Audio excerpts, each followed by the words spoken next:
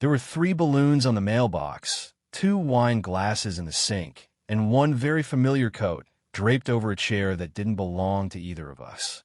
That was the first thing I noticed. Not her perfume lingering in the air. Not the wine stain on the white rug. Not even the fact that music was still playing in the living room, though nobody was dancing. It was the coat. Black leather. Expensive. Masculine. I'd seen it once before, 6 months ago, hanging on a chair in the background of a blurry Instagram story my wife swore was just a team lunch. I remember that day clearly, not because of the coat, but because it was our anniversary. She forgot, and now here it was again, in our house, draped over a chair like it belonged here. I didn't call out her name. I didn't storm through the hallway. I didn't rush to catch them in the act. I already knew. Some things you just feel, like the air gets too still, like the house knows it's hosting something wrong. And the worst part? There had been a party. In our home. Without me. There were still crumbs on the counter from that overpriced bakery she only splurged on when she wanted to impress someone. The guest bathroom light was on. Someone had used our monogram towels, the ones we got as a wedding gift, but never touched because they were for special occasions. I walked past everything quietly, carefully. I heard laughter, then whispering, then the kind of silence that only comes when lips are pressed together and someone's hands are where they shouldn't be. I stood outside the bedroom door. Not ours. The guest room. Her scent was stronger there. Citrus and warmth. And something unfamiliar. Something that didn't belong to our life. I didn't go in. I didn't need to. I turned. Walked out. I passed the fridge with the magnets she arranged into motivational words. I passed the wedding photo that used to make my heart ache with gratitude. I passed my own reflection in the hallway mirror, and I barely recognized the man staring back at me. By the time I reached the front door, I was shaking. Not with anger. Not even sadness. It was something else. Like my body was mourning a future it hadn't caught up to yet. I closed the door gently behind me. Got into my car. Drove to a 24-hour diner where the waitress didn't ask questions when I sat for 3 hours and ordered nothing but hot water. By 5:47 a.m., my phone buzzed. Her, where are you? Her, are you okay? Her, we need to talk. By 6:12 a.m., another message came in. Her, please come home. I'm crying. I don't know what to do. She was in tears. But I wasn't. Because tears don't fix broken timelines. And mine had just split in two. I didn't go home that morning. I sat in the car for a while longer after the diner, windows fogged from my breath, listening to a playlist she once made for me on a rainy Sunday. I don't know why I played it. Maybe to torture myself. Or maybe because I needed to hear her voice in those songs, the one I used to believe meant every word. Eventually, I drove.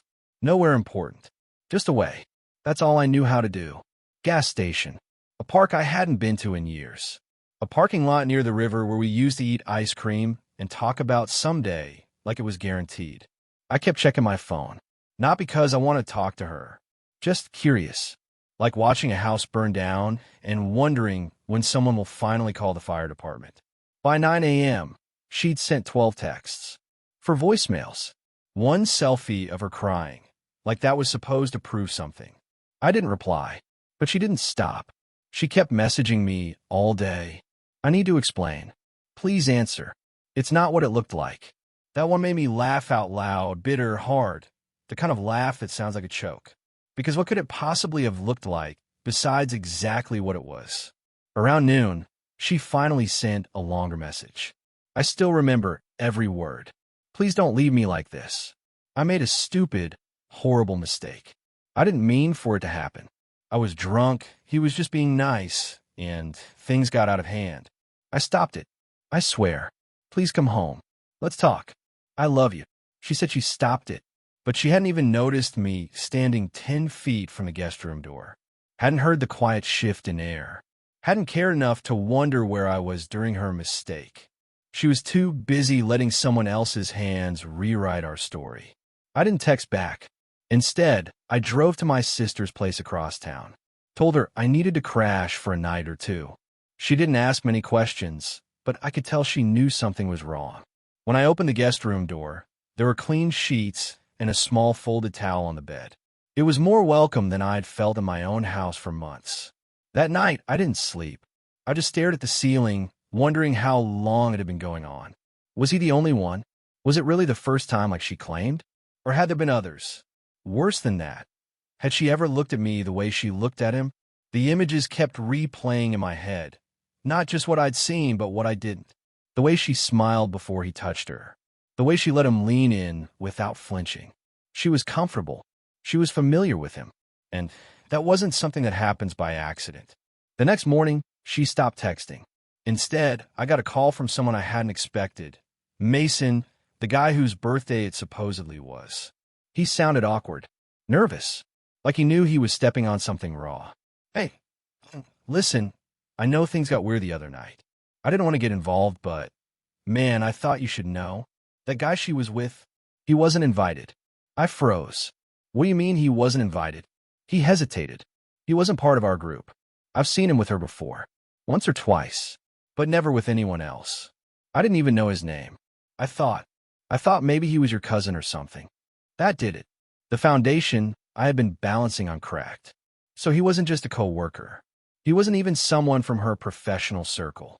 He was someone she brought into our life like a dirty secret, someone no one knew but her. And that meant this wasn't a one-night drunk mistake. It was calculated, quiet, rehearsed. I hung up without saying much. I didn't have words anymore. I had a storm, and it was just beginning to pick up speed. But instead of confronting her, I started planning something else. No revenge, no shouting match, just truth. And truth, when it's full and heavy and undeniable, can crush louder than any scream. I didn't answer the door when she finally came knocking. She showed up at my sister's place around 8 p.m. the next day. Not crying, not yelling. Just standing there, arms crossed like she was cold or trying to look small. Her makeup was gone, and her hair was pulled back the way she used to wear it before everything got so complicated. I watched her through the peephole for a full minute before stepping back and sitting on the edge of the guest bed like I hadn't seen anything. She knocked once more, quietly. Then again, she called my name. I didn't move. I could hear my heart thumping in my ears like some kind of stupid drum roll. She waited maybe 5 minutes, then slid something under the door and left. Her steps down the porch were slow, like she expected I'd stop her. But I didn't. It was a handwritten note. It said, "I know what you saw. I know how it looked.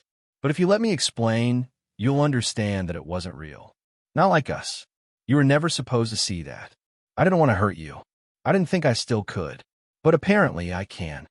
That last sentence made me physically nauseous. I didn't think I still could.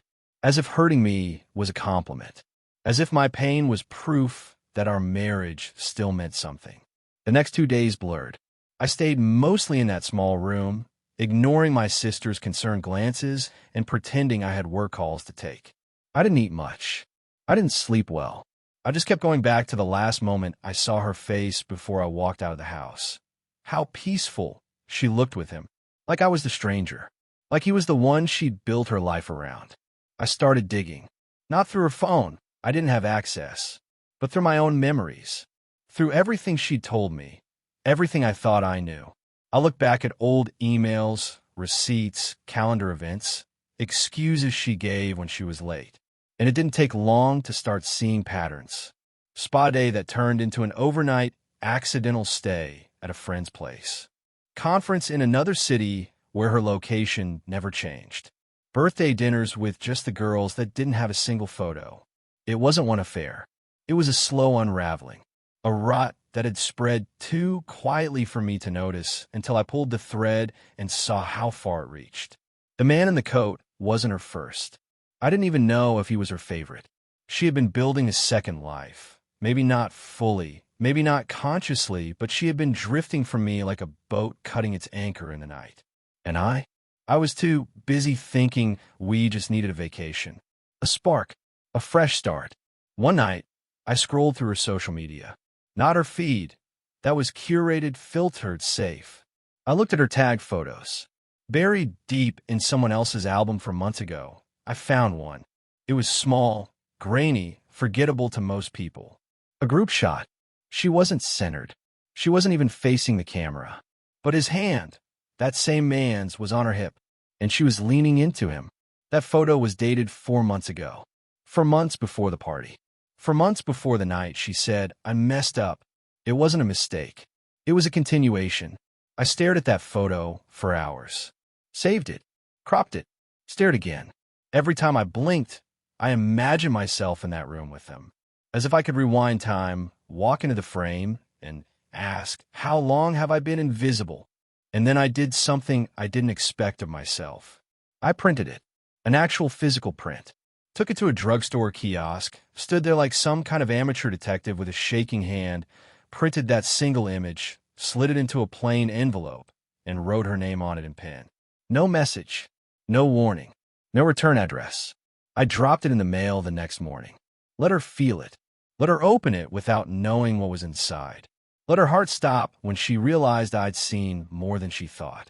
And then, silence. I didn't text. I didn't call. I didn't even tell my sister. Because in that moment, I realized something I hadn't allowed myself to say out loud. This wasn't about saving the marriage. This wasn't about understanding her. It was about finally understanding me and what I deserved. The envelope must have arrived 2 days later. I didn't get a message.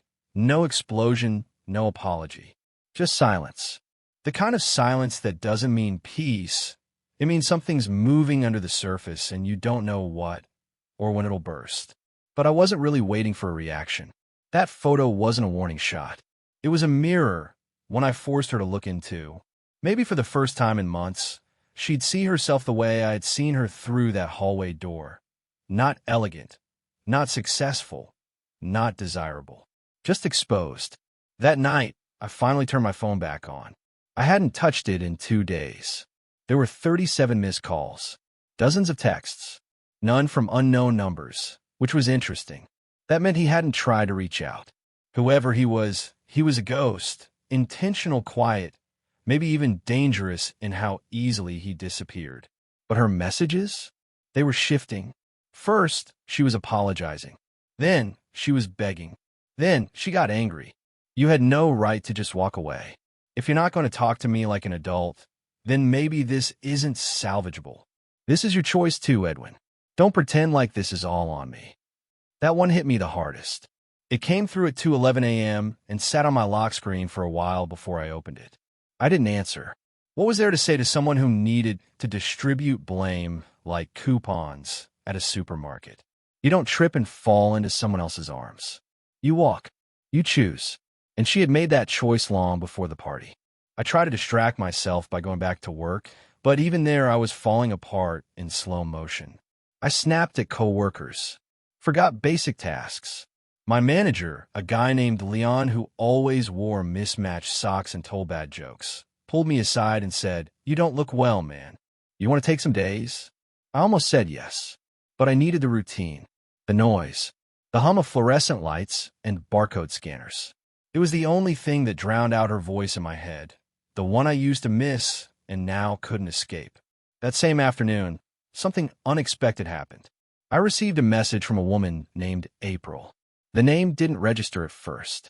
Then I realized she worked with Karina. They'd been on the same team for 2 years. We met once at a work barbecue. She was quiet, polite, the kind of person who noticed things but never said much. Her message was simple. I know I shouldn't get involved, but I thought you deserved to know. That guy from the party, his name's Reed. He's not single. Karina knew that. So did I.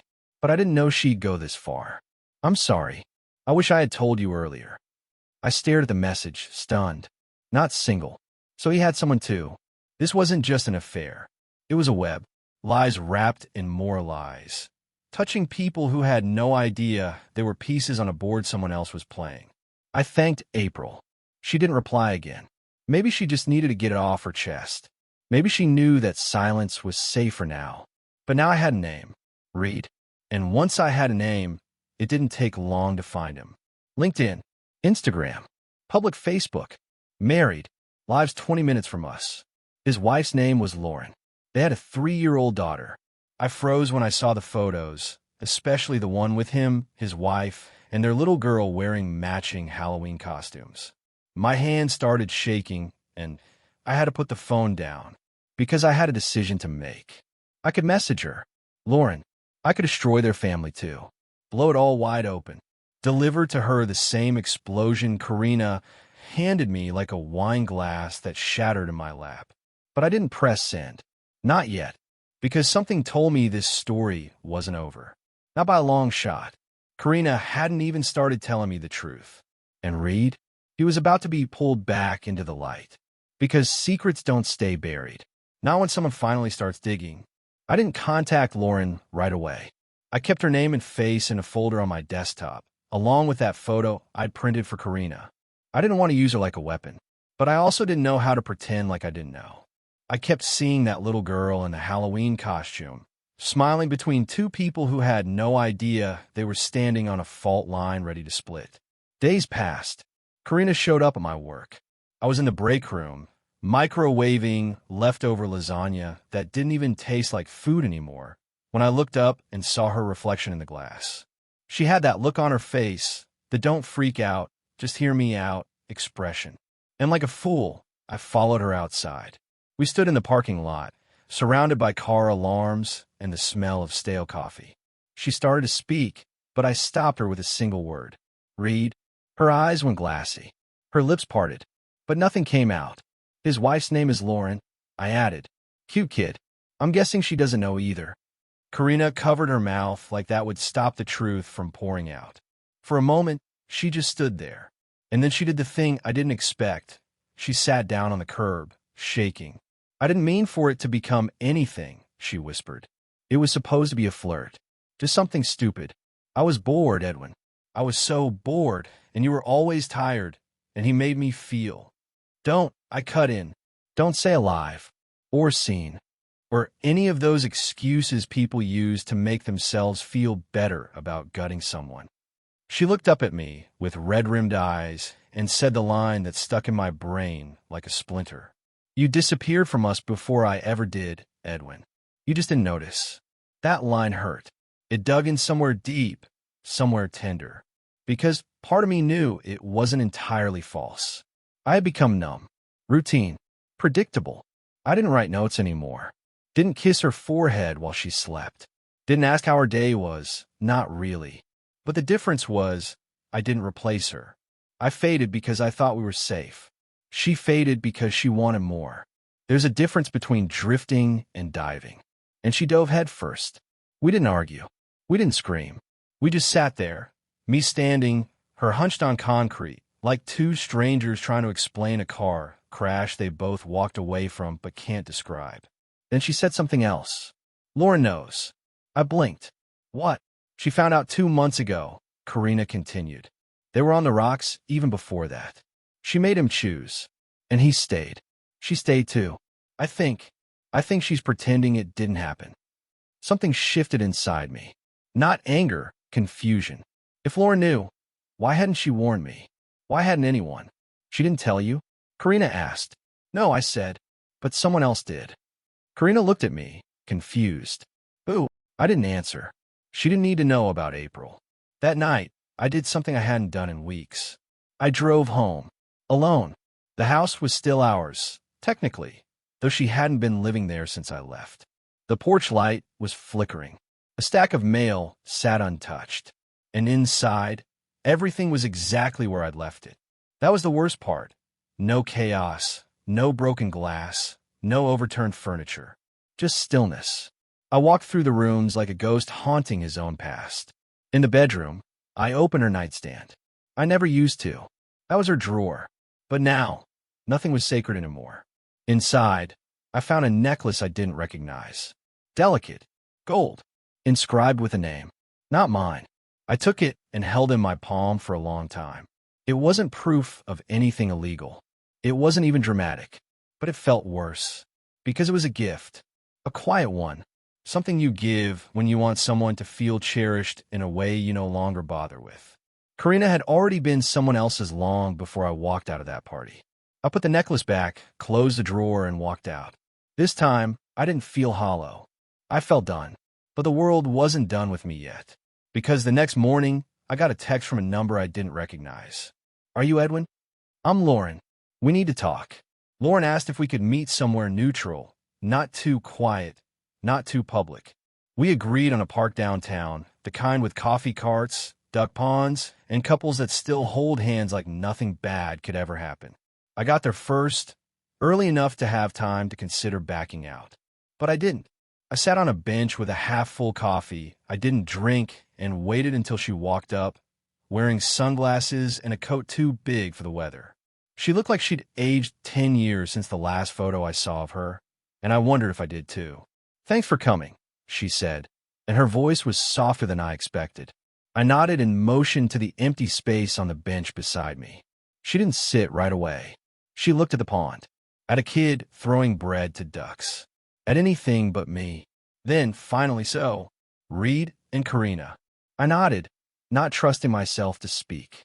"I didn't tell you because I wasn't ready to see someone else fall apart. One broken household is enough," she added. I didn't know what to say to that. Part of me was angry. She knew and let me walk around blind. But another part understood. Lauren finally sat down, but left space between us like we were strangers in a waiting room. "I found out in February," she said. "He had lipstick on his neck. The wrong shade. And when I checked his phone, there it was. A stupid string of messages. Some of them were from your wife. Some from others. I'm not even sure Karina was the only one." My stomach twisted. "So you stayed?" "I did," she said, folding her hands. "I thought if I could just pretend it away, maybe we could salvage some version of normal for our daughter. But that wasn't what killed me, Edwin. You know what really did?" I shook my head. It wasn't the infidelity. It was how easy it was for him. How effortless. Like he could compartmentalize a double life while I was burning alive inside mine. I looked down at my hands. I didn't know how to respond. She wasn't here for comfort, and I wasn't here to offer any. Then she reached in her purse and handed me a small black USB drive. I stared at it. "What's this?" "Proof," she said simply. "He used to back things up. Photos, videos, notes. I found this in an old folder he didn't think I'd check. I don't know why I'm giving it to you. Maybe because I've already seen enough. Or maybe because you deserve to know just how long this has been going on." I turned the drive over in my fingers. It felt heavier than it should have. She continued, "I'm not giving you this for revenge. I'm not interested in ruining Reed. He does that fine on his own. I'm giving you this so you stop blaming yourself for a fire someone else lit." I didn't say anything. She stood. "Take care of yourself, Edwin. We don't get to unknow things, but maybe we can learn how to survive them." I watched her walk away without turning back once. I didn't open the USB drive that night. I placed it on the kitchen counter at home like it was a loaded weapon and walked circles around it for hours. I tried to distract myself, cleaned the bathroom, took out trash that wasn't mine, refolded towels. None of it helped. That drive was there, glowing in my mind like a cursed artifact. At 2:14 a.m., I plugged it into my laptop. What I found inside broke something I didn't even know I had left. The folder was titled Red. Not Karina, not fun, not work. Just red. Inside were dozens of images. Some of them were mundane, dinners, drinks, ride shares, blurry nights out. But then, there were others. A hotel key on a bedside table. A handwritten note in Karina's writing. Her name on a flight confirmation. Voice memos with Reed whispering things I can't unhear. And then there was one folder that wasn't labeled. Inside, a recording. The file opened on a black screen. Just audio. It was her voice. "Karina, he's so easy to lie to. He still buys me flowers every now and then. It's almost cute. But Reed, you know me. You see me. You don't ask permission. He always asks. You just take." My breath caught. Then laughter. Reed's. Then hers. "Karina, I think if Edwin ever found out, he'd probably just sit quietly and fold his socks in another room. He's too soft to leave me." And that was it. That line. It felt like someone shoved their hand through my chest and squeezed until there was nothing left but splinters. I didn't cry. I didn't scream. But I closed the laptop slowly, stood up, and walked out into the street barefoot like I was escaping a burning house. I didn't even grab my phone. Because the truth was, she wasn't wrong. I hadn't left. Not really. Until now. I didn't sleep after hearing her voice in that recording. I lay on the floor with the laptop still open, the black screen casting a faint glow against the ceiling. I kept hearing that laugh. Hers, so casual, so careless. She could have been talking about a stranger. Not the man who stood beside her through job layoffs, the miscarriage, her father's funeral. Me, the man folding his socks in the next room while she burned our life down. That morning, I didn't go to work. I didn't call in either. I think, deep down, I wanted them to fire me. To end something before I had to. I made toast. Burn it. Stared at the toaster like it had betrayed me too. Then I walked out the front door, didn't lock it, didn't even bring a jacket. Just kept walking. The streets were loud with spring air, dogs barking, kids running towards school buses. Everyone else's world was moving forward. Mine had stopped 3 weeks ago. I didn't want to be dramatic. I wasn't thinking of doing anything stupid. I just wanted to disappear a little. Be anonymous. I ended up at a bookstore cafe I hadn't visited in years. Ordered a black coffee. Sat by the window and watched the street. I must have looked pathetic. I think I felt pathetic. And yet, there was a strange sort of calm in admitting that I had officially hit bottom. There was nothing left to defend, no more illusions to maintain. I wasn't a husband anymore. I wasn't even a man who had been cheated on. I was just a man who'd been erased by the person he trusted most. Around noon, my phone buzzed. Karina again. I didn't check the message, but the preview said enough. Please just come over. One last time. No yelling. No lies. I want to tell you everything. Part of me wanted to throw the phone into the street.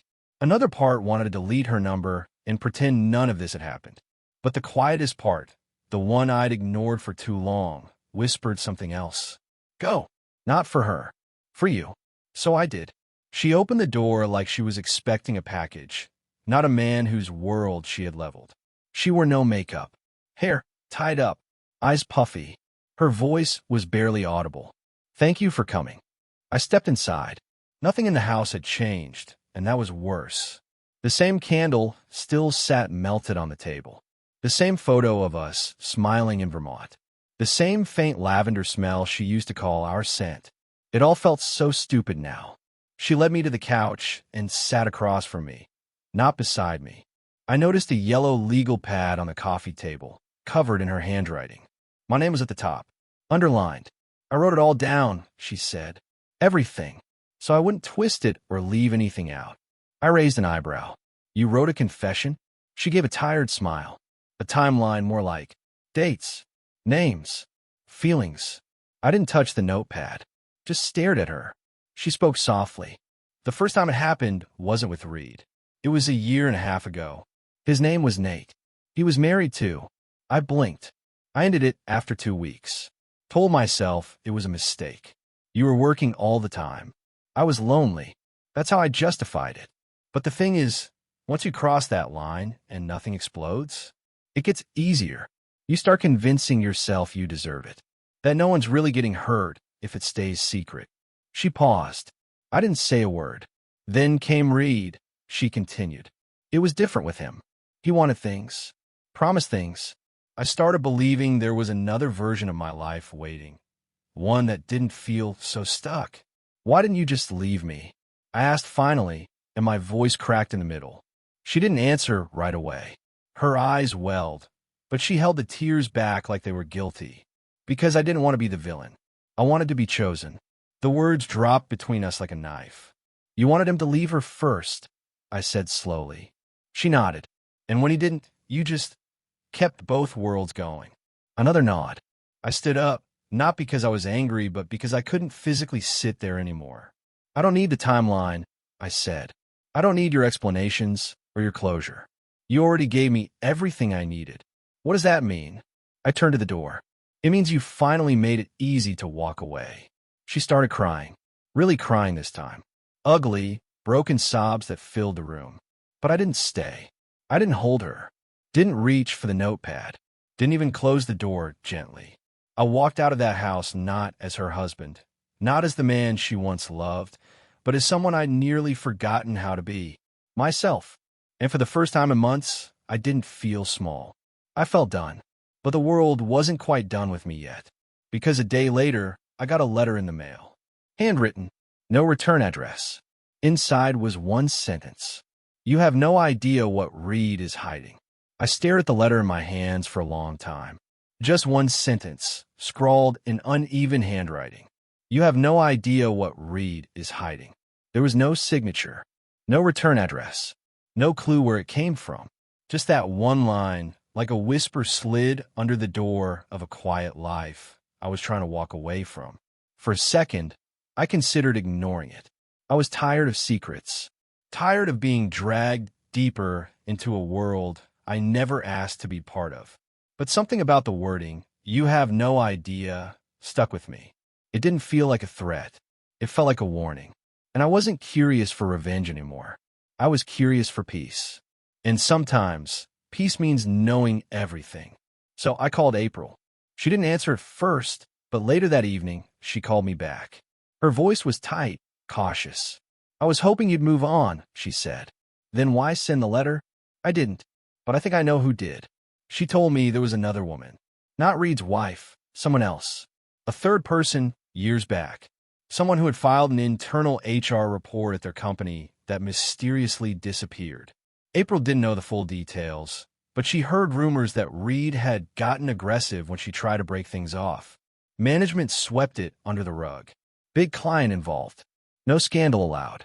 That woman's name was Julia, and she'd been missing from work ever since. No one asked. No one pressed. They all just moved on. But April never forgot. I didn't know what to do with that information. I couldn't prove anything. I wasn't a cop. I didn't even know Julia. But something clicked inside me. This wasn't about Karina anymore. Or even me. It was about how far people can fall when no one's watching. And how many others get pulled down with them. That night, I wrote a long letter. To Lauren. I told her what I'd learned. I didn't accuse. I didn't speculate. I just passed along what April told me and told her she deserved to know. I ended it with a single line. "You're not crazy. You're not alone." I never heard back. And that's okay, because it wasn't about getting closure from others anymore. It was about giving it to myself. It's been 5 months since that final meeting with Karina. The divorce papers are signed. Quietly, without drama. She moved in with a friend across town. We don't speak. There's nothing left to say. But me? I moved into a small apartment above a used bookstore. It's got crooked floors and a kettle that whistles too loud, but it's mine. I repainted the walls, bought secondhand furniture, started cooking again, not because I had to, but because I want to taste my own life. And last week, I met someone, not in some grand, movie-style way, just at the counter of the bookstore, both of us reaching for the same worn copy of East of Eden. Her name's Clara. She smiled in that way people do when they're not trying too hard. We talked for 20 minutes, then an hour, then coffee. I told her I was divorced. I didn't tell her everything, but I was honest. She didn't run. She just nodded and said, "Then you've probably figured out who you don't want to be." That's a start.